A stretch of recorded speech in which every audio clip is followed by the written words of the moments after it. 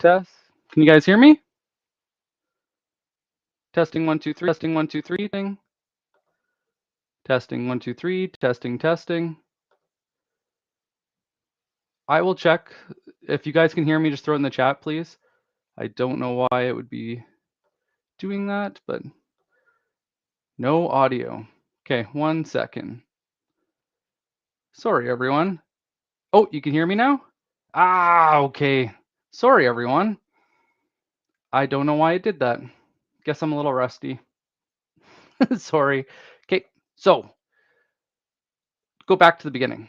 So when I started my career, one of the hardest things I found is that a lot of the time we just got thrown out in the field.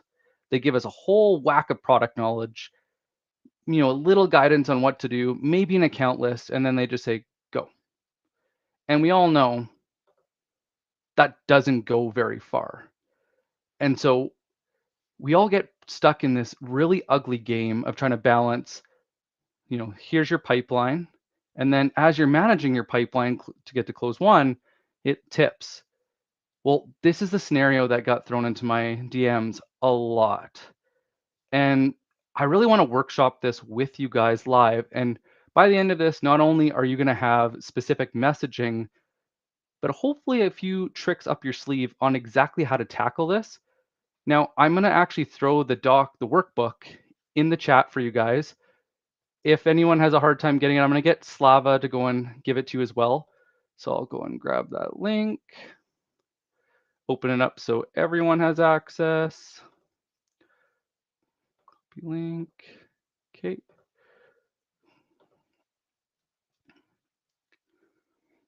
So doesn't look like it went to LinkedIn. So I'm going to go and quickly throw it in LinkedIn. Give it to Slava. 1 second. Slava, I figured out a few things to make this easier for next time, my friend. Okay, here we go. Okay. So Slava will throw that in for you guys. I just threw it in chat for him. And I'll just make sure everyone gets it, and then I'm going to jump right in. Okay, so the scenario, this lady had been working really hard. And so she had got enough to go and hit quota, but what had happened is they had bumped quota by 20% with no additional resources. And with that, so I'm going to get some background noise. 1 second. Sorry, guys. Okay, there we go. Perfect. Now, let's jump right in. Share my screen.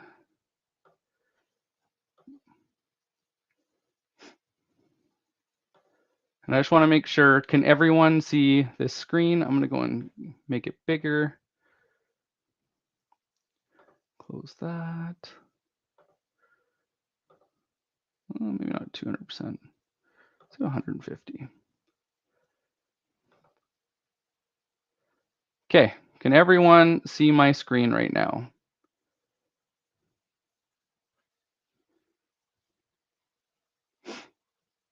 Slava, Donnie, anyone give me a thumbs up? Can they see the workbook? Yeah, I see people jumping in. Perfect. Okay. So here's our challenge. This is what we're working on today. Management increased the quota by 20%, and they didn't provide anything. No marketing, no sales enablement, nothing, no new tools.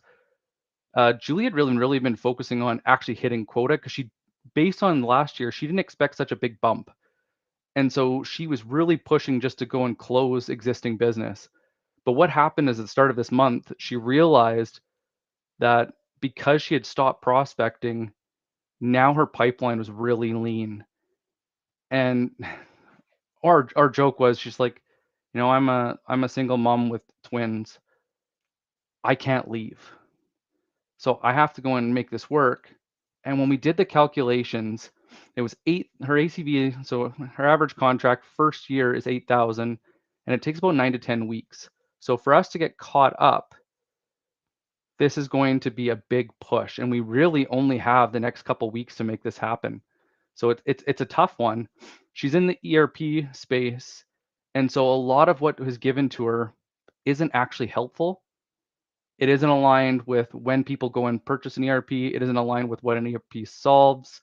And so she's really stuck. And so I'm actually going to scroll to the bottom here because this to me is what more people need to see. So precision messaging is the fastest path from insight to champion.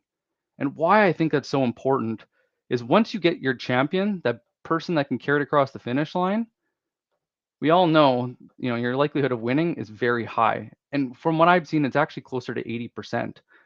But a lot of the time we're stuck on this always be closing. And the problem is everybody shares that list, so you have nothing that stands out. When you're moving through that prospecting maturity, you get to market trends. This is when we're looking at what are those unstoppable forces that are forcing change in the market that people can't ignore even if they want to. The next one is we look at what happened in the past. Can it guide us to a better future? And when we layer that all together, we get precision. The problem with precision is it's hard to get to, but the numbers speak for themselves. So if you're just always be closing and you're not really focusing on anyone in any particular reason, what I've seen and looking at over 100 different companies' CRMs is they're averaging for over every 100 accounts that they start prospecting, only one converts to an opportunity. When they start looking at unstoppable forces, like is there a big headcount change? Do they just get new tech? What is the ratio of sellers to managers? How do they rank versus their peers based on usage, revenue, something else? And recruitment, do they have special roles? Like there's something that's changing that's showing that they're reacting to a problem. They're trying to fix it. And they move to about 1 in 20. Sometimes it's a bit higher. Now, if you start looking at win-loss, taking into like frameworks, the way the mental models, how they see the world, you're 1 in 10. But this is where we want to get to. Qualifiers of implementation. What needs to be true for implementation to be good? What market trends are forcing change? And intent. Are they investing time or money? And who is in doing that to actually fix this problem? So let's dive in. So, formula. In the chat, or if you guys want to even jump in here, I can give you guys edit access. 1 second. I'll give you edit access. So if anybody wants to jump in here and help, when you're selling, what is your formula? What are you actually selling? This might be one of the hardest pieces of actually messaging is figuring out this, because this is what are you actually investing in? Where's the money going and what are you hoping to get out of it? So I'll give you a common one.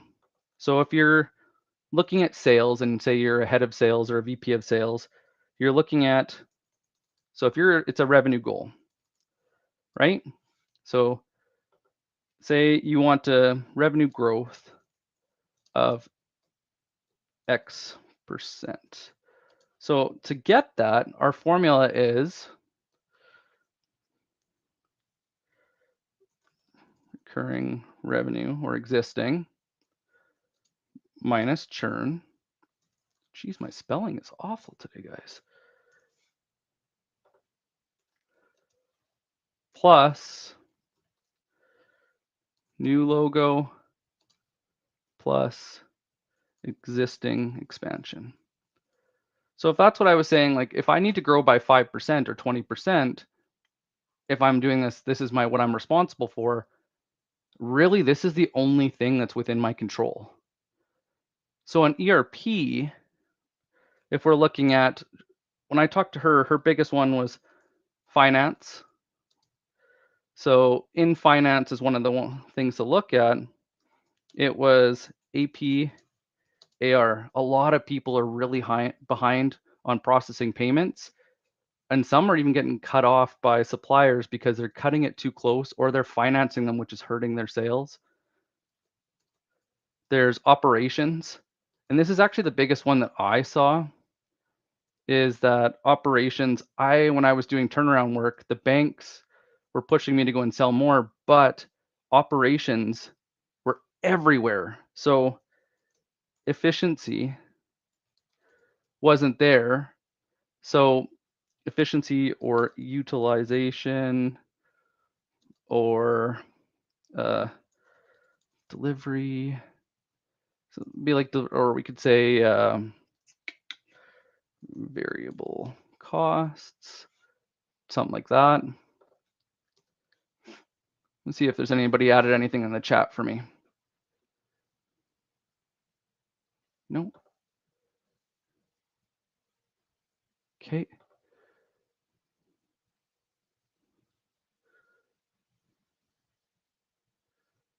Anything else anybody would add? So right now for ERP, the formula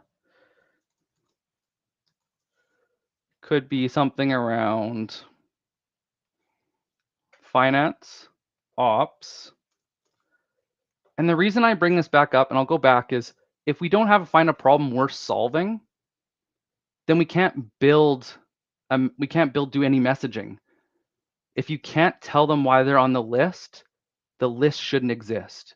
And this is what I see too often, and why I talked about down here is a lot of the time this 1 in 100, the big thing people are doing is big game hunting. They're just trying to find the biggest logo to sell, and then they're just spewing product knowledge, which isn't effective or useful.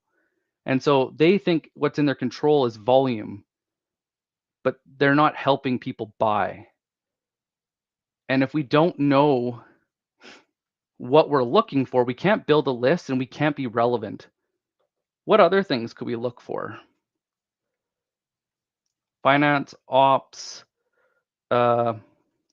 maybe it's pricing.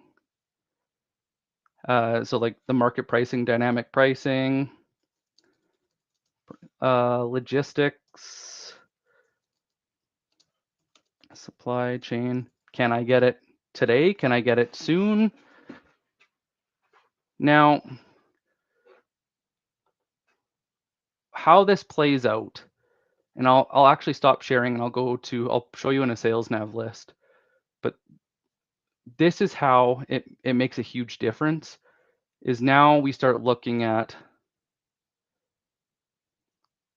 selling RFP response software that saves time. Teams from burnout can win more and increase revenue. Yeah. What we're trying to do is build a narrative, but the narrative comes from the list. So I'm going to open Sales Nav and I'll show you what she started with. And I want you guys to see what I mean.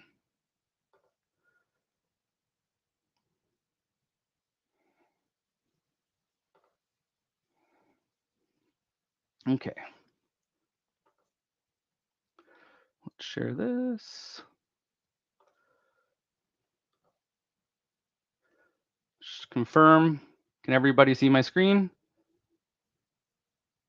Yep. Getting a couple thumbs up. Okay. So right now for hers, she does annual revenue headcount. So she's focusing on 200 to 1,000. They have to be headquartered. She's actually, funny enough, in Canada, actually in Toronto. So they have to be headquartered in Canada because that's her region. And that's all that she gets in terms of what she needs to go for. She has found that certain industries are better, like manufacturing. What was the other? Transportation, but it wasn't that. It was logistics. So let's see what we get. 590, not bad. And that's kind of what she'll go for typically. Sometimes she said she was even, because they can go up to 5,000 or a little bit more, a lot of the time they would add in more. But you can see right now, I'm trying to build a generic message for 698 accounts in all different industries. Even though they're manufacturing and transportation, that's a lot. And it's really hard to narrow that down so that's anything meaningful, that the person that is receiving your message, it hits. It actually plays to what's going on in the world and the story they're telling themselves. So with all of those things said, even if I get rid of industry, what would happen if finance was an issue? What might someone do if they're struggling with finance and an ERP might be an option? What do you think the first thing people would do is? Well, throw it in the chat. The first thing I would do is I would start investing in that. So it would either be finance or accounting. I'm going to guess finance because these are smaller companies, so they might not necessarily have. Let's actually not do department headcount. Let's do department headcount growth. Let's go finance. And let's do a minimum growth of 10% because 10% is big for finance because on a 200-person company, 20 people, that's a big push. So right now we're at 1,000. So there's quite a few companies that are growing by that. So let's actually let's try this again and let's bump it up to 20. Sometimes I find between 15 and 25 usually gives me a small number. So surprisingly, that's still 810. So let's do manufacturing. I put this at 87. And maybe we want to focus on not the 1,000 to 5,000. There's 81. Let's look at who's hiring. So there's 55.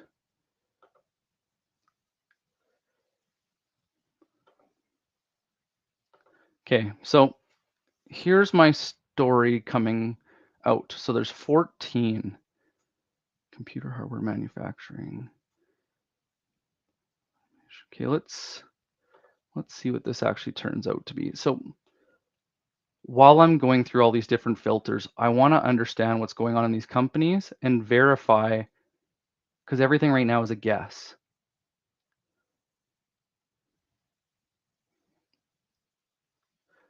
So if you look, their overall head count, they went from 14% to now they're kind of slipping. So there was a big draw on engineering. So they're building something in IT. So depending on, this might be, without looking at what the company does, this might be a big one because they're increasing IT and they're increasing engineering, but there's not finance. So let's add that in. 0%. What about accounting? Accounting's up 20%. What about admin? HR and admin right there. Big bump. Okay, let's check out another company. Let's try Auto Canada.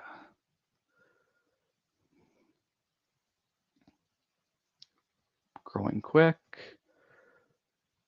Accounting. Ops. 13%. 479. So what it looks like based on this, and this is my guess that I'd have to go and actually validate by talking to people, is I'm going to make some assumptions now. So let's go back to our workbook. So here are some of my problems based on what I'm seeing. They grew quickly in good times and now need to be more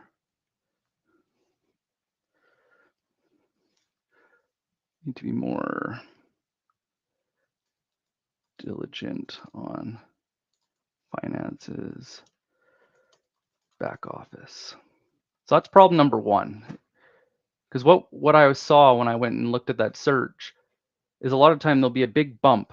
So you'll see either engineering or IT a lot of time in tech, but there's always a starting point. And so you'll see people that make product will go up, and then you'll see demand roles. So sales and marketing, particularly sales more often than not, you'll see bump, or maybe product, it'll go up. And then after, you'll see admin. So this, we can look at admin, finance, accounting. So what are the other ones? Ooh, access to raw materials is affecting revenue. What other one could we add in?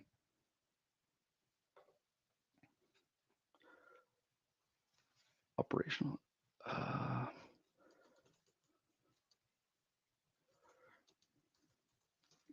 Costs are increasing faster than revenue.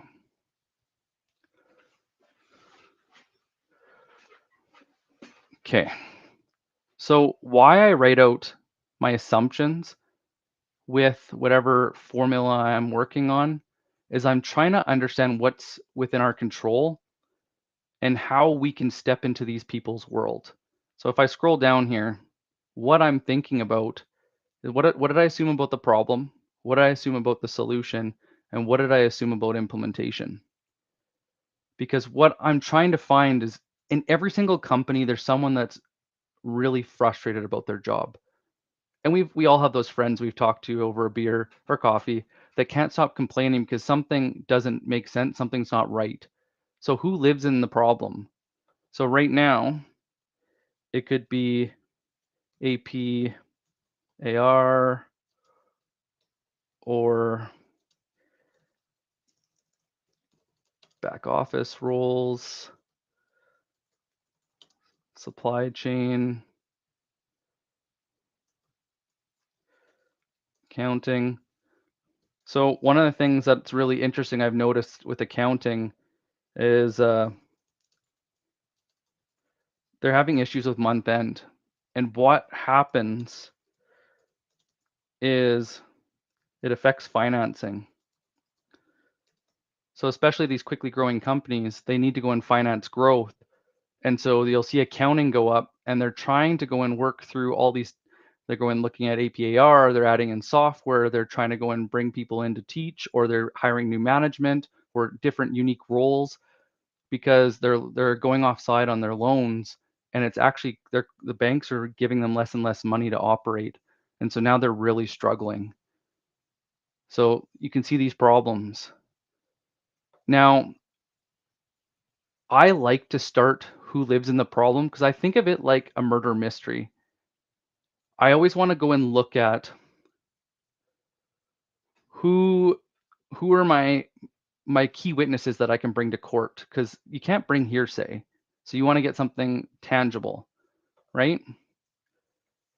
So solution, hire more people, hire new managers, leaders for initiative. Hire.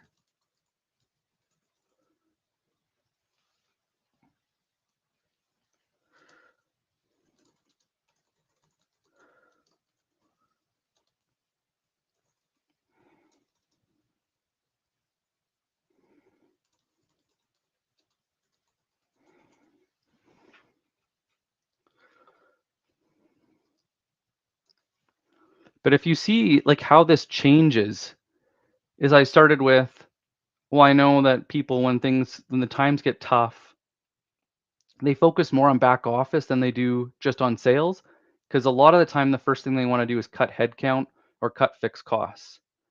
Then the next thing they'll look at is looking at managers or leaders, somebody that has a new perspective. And then the last thing they'll look at is can they bring someone in? So one thing I'll rate is implement.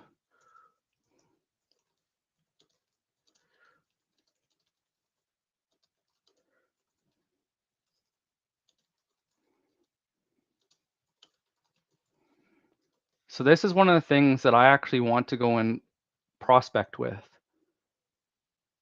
Based on all of this, who's going to lead this change and who's going to go and support it? Because what we know is with a lot of software, utilization is actually below 10% on a lot of products. And the big thing is people don't want to change. They don't want to use it. they don't see the value of it and it's too confusing. So I want to go and see who's telling themselves a story that this is the right thing and they are already on that avenue. What else would there be?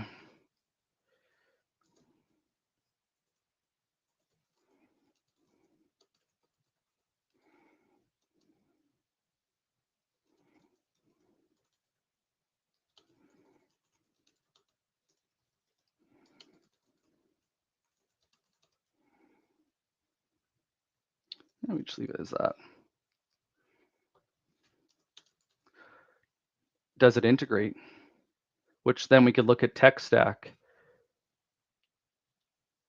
And this one, like on 3, if I would have had win-loss, which she couldn't provide any win-loss and they wouldn't give it to her, I could go and look and talk to my customer success lead and actually ask them a lot of the time, who do they work with specifically and who are their best internal champions that really sing their praises and make it work.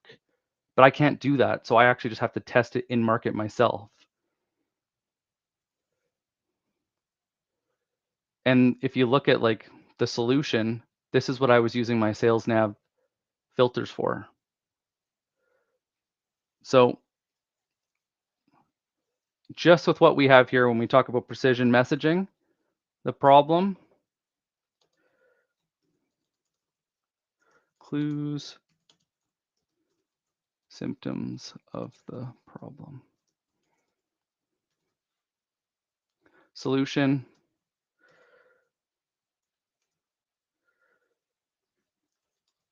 evidence they're trying to change, solve the problem themselves. Implementation, our questions to validate fit.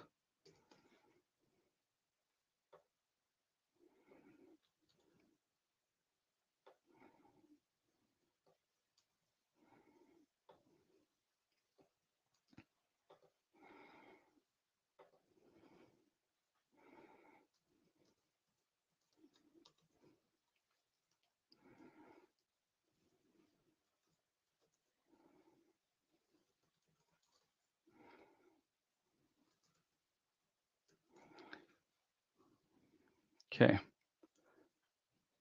going to go back and I take a moment for questions.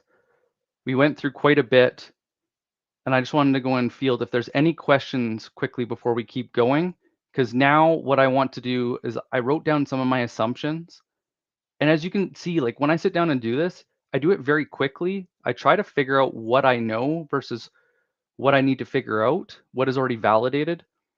And then I'm trying to figure out, as I'm prospecting, what do I need to learn? What do I need to actually talk to people about in order to find those companies that want to change?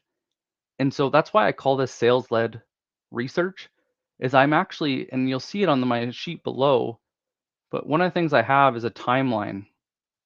And so what I do is every day that I'm prospecting, I'll write the date, and I just actually, I'll go and take screenshots of all of the sales nav searches and what I'm trying to validate in market.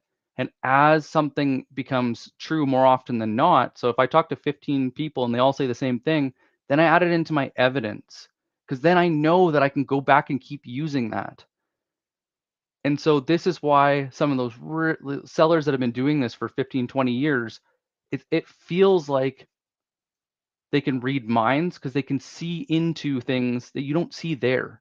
And it's because they've been doing this so long, they don't even have to think about it. So go back to my chat. Travis, Donnie, Jose, does anybody have any questions about this before we keep going and actually create the messages?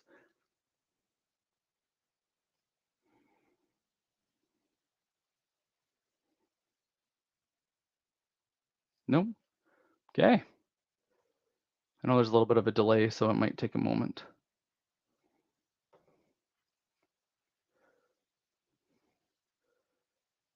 So this is what ties into our story.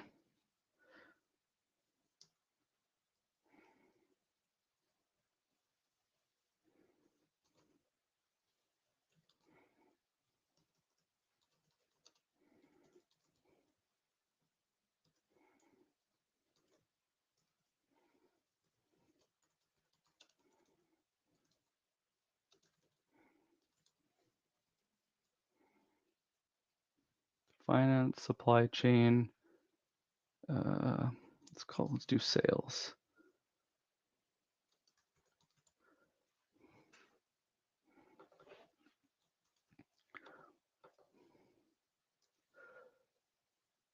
This is the one thing that has helped me more often than not.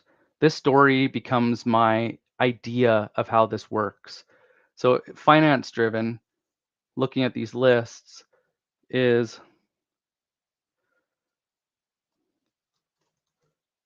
revenue is dropping, costs are increasing, and management / leadership are demanding answers.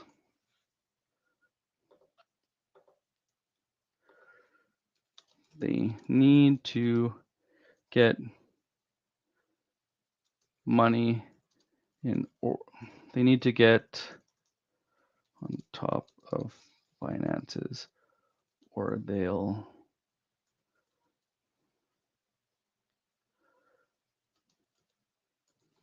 and this is where what is the result? They'll miss bonuses. Maybe it could be like enterprise value for next funding round.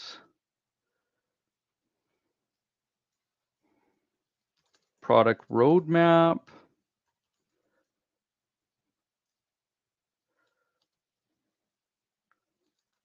Commercial lines / financing, etc. Pop back to the chat. So this is a story, and you got to figure out who lives in this finance-driven story. And that is one of your small segments that you need to actually go and work through. And then like I had shown before with the problem solution implementation, you can break these out and write it down just for that one story and keep working it. Supply chain. So the one I keep hearing, wait times for getting products is getting longer and longer, with suppliers becoming less reliable. How do you maintain your reputation while still sourcing the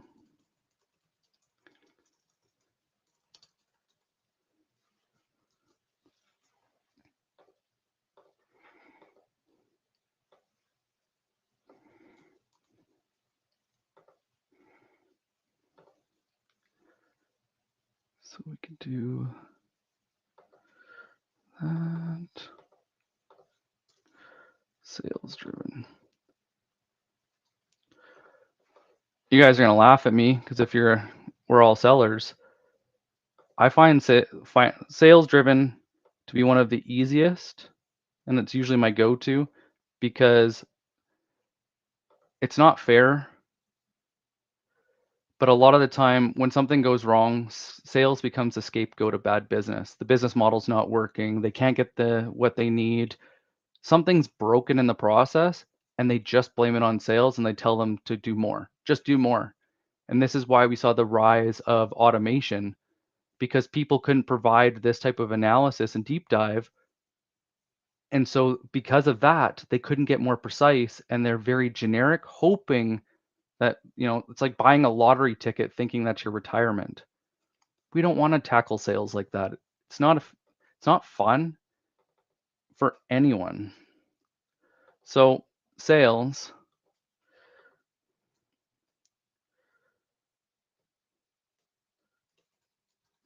so I'm going to call it productivity, but it's not. It's how they'll look at it.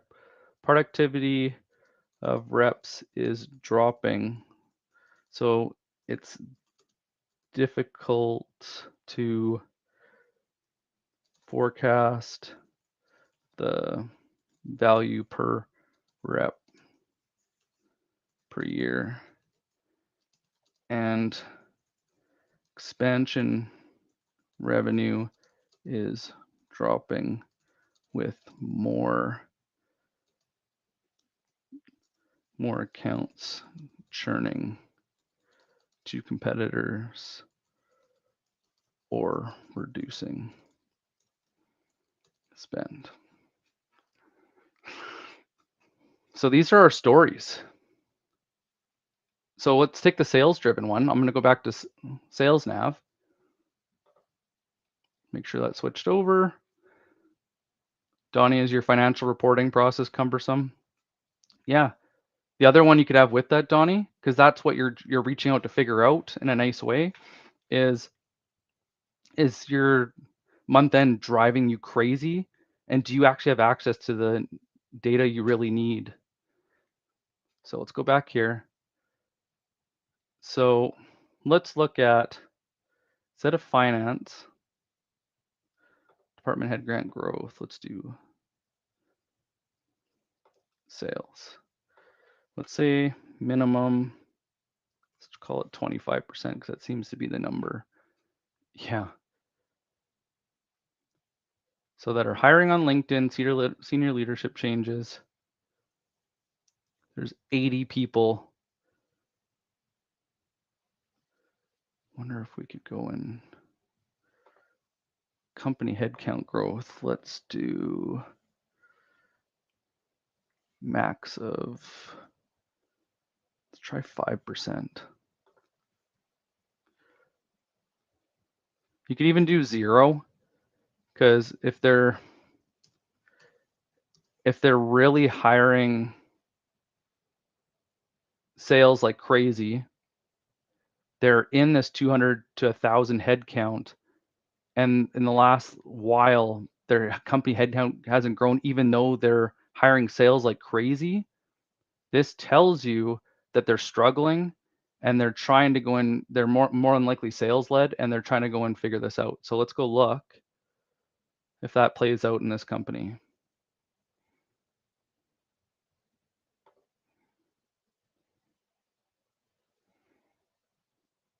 Yeah, they're hiring ops, and with that, they're going to be hiring sales. Let's see what the new hires are. Job openings.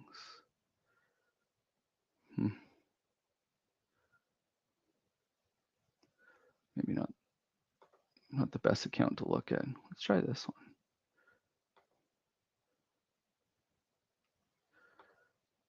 They're trying to increase headcount, but they're not.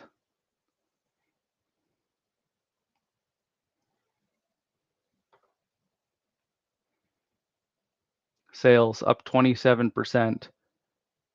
Now I bet you if I just look at this company and I look at their marketing hasn't changed.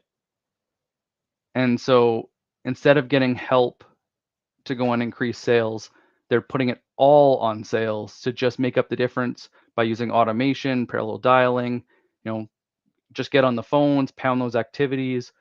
And I bet you sales is churning like crazy because that is the hardest environment to sell in when you don't know who you want to talk to and why, like what we're doing right now. So this would be a good one to go and start with. But what I always try to do, and let's see if they still have it here. Yeah, they do. So I always try to go and start. I don't have connections, so this would be tough. Hopefully you guys, when you hit this first degree connection, I always try to find places that I have a road in, because I want to talk to the different people that live in these different workflows to see if what I'm assuming is at least a little bit close or dead on. And then that's where this whole thing becomes like building a detective case, building like think of it like a murder trial. Because really, when we go into a sales cycle, there's a judge and jury that you're trying to prove beyond a reasonable doubt that this is the best way to spend their money to get the ROI that they want or get the result they want. And so I want to go and use my messaging to validate my assumptions. So another one on here is sales is tasked to make it happen without support of marketing.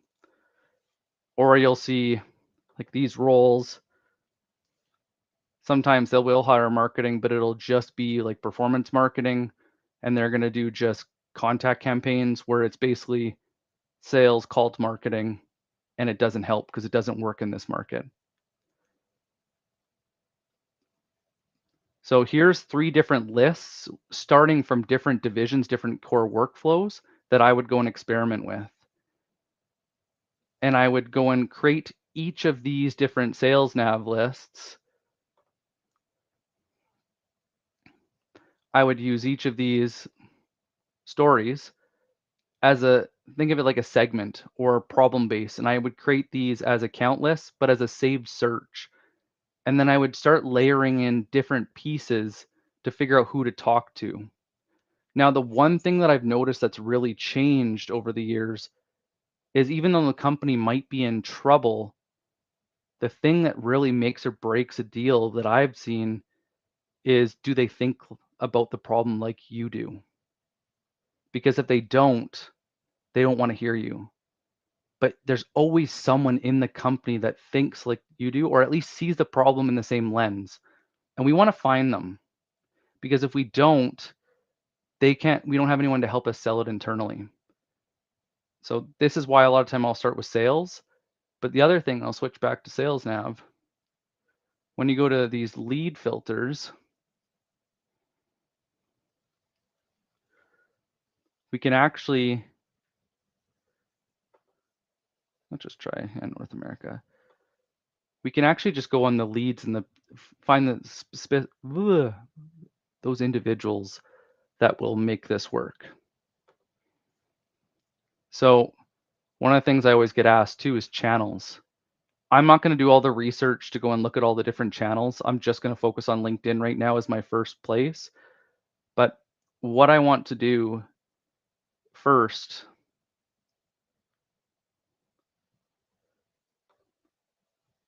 is figure out who's actually using LinkedIn on an active basis.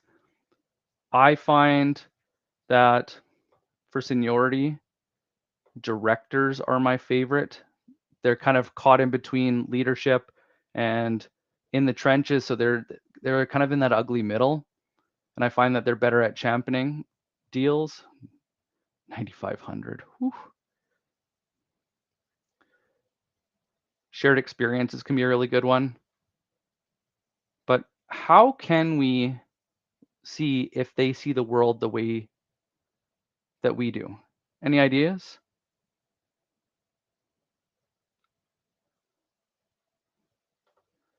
So one could be maybe they use challenger methodology there in sales. So any of these people, I could go and start a conversation based on challenger. What if they think that social selling is the way and they're trying to make it work? So now I'm down to 18 from that 9,500, 18 people. I now have a way to go and reach out to them. But you see, when we go back,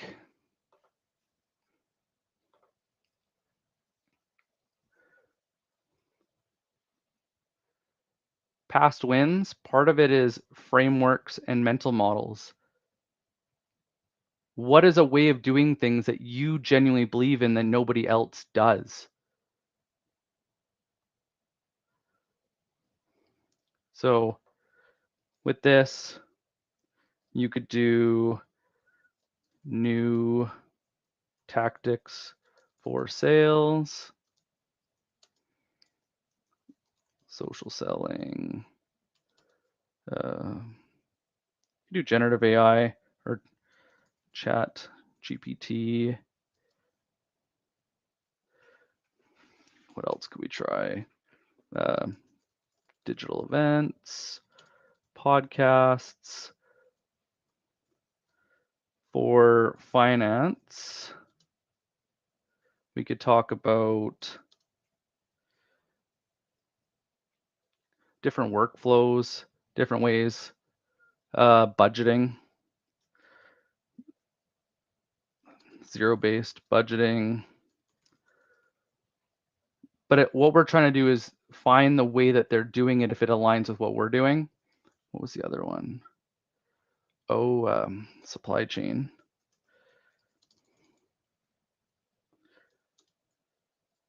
Is it just in time? Is it agile? Like, we're trying to find these words that would align with people in that industry that you agree with. That's all it is for the individuals. And then we just ask them questions. So I'm going to go back. So Donnie wrote a question in here. Do you feel you're spending more time on admin tasks than actual selling? So if I'm reaching out to someone to admin, so I'm going to put that under finance.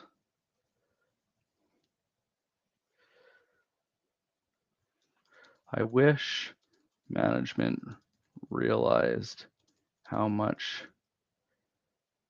effort it takes to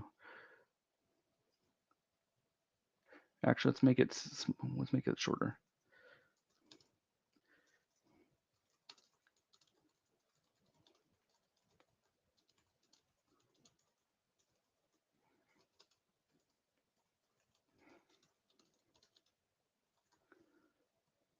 So one could be, do you think management realizes how much you actually do in a day?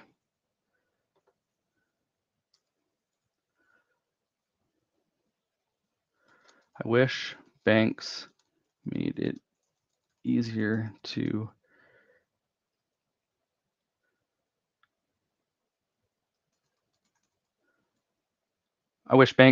report.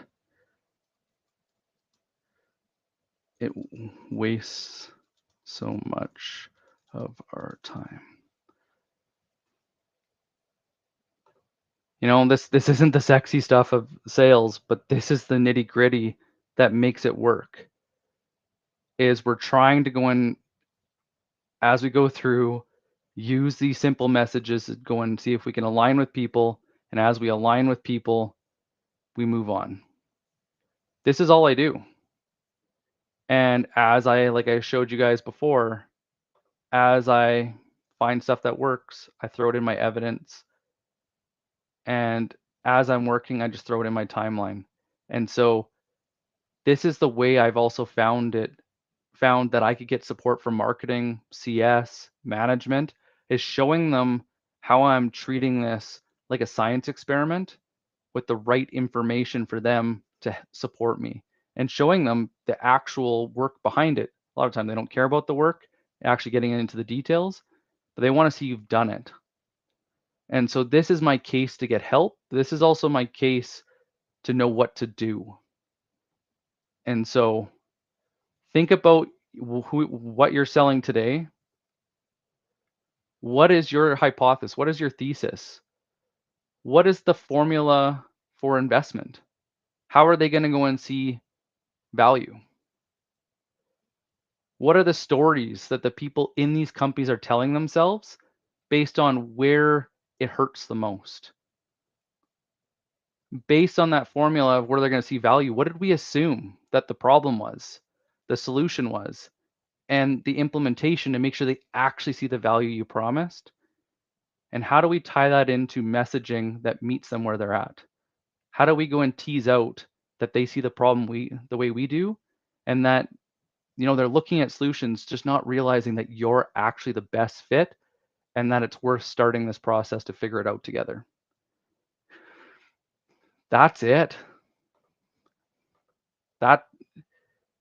It's a lot, especially doing it all in one session. But this is what I had shown Julie. And so she's working on some, and we're actually gonna be talking next week. But think about it. Think about how you are tackling all of this. What have you learned by the prospecting you're doing? And if I can go and point out one thing to kind of like button this up, the thing that changed everything for me in sales is when I stopped thinking about how could I send this message to 1,000 people, is how could I only talk to 10 today that if they responded would close? who are those 10? And then anything else is bonus. So I try to build down the shortest list possible, because if I can get that list of 10, max 50, preferably 10, the likelihood that that scenario that I've created is actually true for their life is significantly higher. So my messaging truly is one they can't afford to miss. This takes practice. It's not an instant win. And like I said, document for yourself. Who cares about the company? Do it for you, because you're building your knowledge, and that is something that makes you a crazy asset that they can't afford to lose, because most companies don't actually document this anywhere. So thank you very much. I'm going to open it up to Q&A. Does anyone have any questions about the workbook, like that framework, or even some recommendations so I can make this better for you next week? Maybe it's writing on the whiteboard and working through it, or maybe doing a smaller portion to go in workshop. Please jump in the chat. And if anyone's got to jump, thank you so much for tuning in. I know how hard messaging can be, and good for you guys. And remember, it's 2024. It's no longer acceptable to suffer in silence. If you need help, get in the chat, reach out, talk to your managers. We're all here to help. You just need to ask. How many messages do you typically exchange before pushing to meet or demo, Travis? So one of the things that it has changed, Travis, is I used to always try to push people into pipeline. That's what I got taught, like book the meeting, now they're in pipeline. But what I realized after doing years and years of sales journals is that I spent over 80% of my time chasing accounts that weren't real. They weren't interested in what I was selling. They weren't interested in change. And so what I found is it typically takes 3 messages. And so I actually play a game with using this, and maybe that's what I can go back and show you. I'll go and share this again. I actually play a game called the Prospecting Dilemma. It just helps me go and do this a lot faster. I'll throw it in resources here.